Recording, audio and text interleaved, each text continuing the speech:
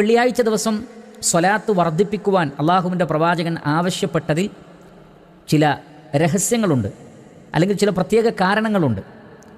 അതെന്താണ് എന്ന് നമുക്ക് ഈ ഒരു സംസാരത്തിലൂടെ മനസ്സിലാക്കാം.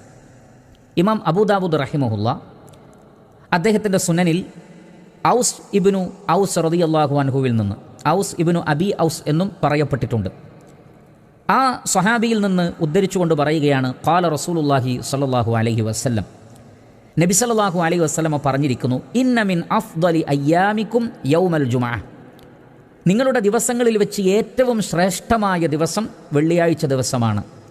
ഫീഹി ഖുലിഖ ആദമു വഫീഹി ഖുബിദ വഫീഹി നഫ്ഖത്തു വഫീഹി സ്വഇഖ. ആദം അലൈഹിസ്സലാത്തു വസ്സലാം സൃഷ്ടിക്കപ്പെട്ടത് വെള്ളിയാഴ്ച ദിവസമാണ്. ആദം അലൈഹിസ്സലാത്തു വസ്സലാം മരണപ്പെട്ടതും വെള്ളിയാഴ്ച ദിവസമാണ്. ഖിയാമത്ത് നാളിന് തുടക്കം കുറിച്ച്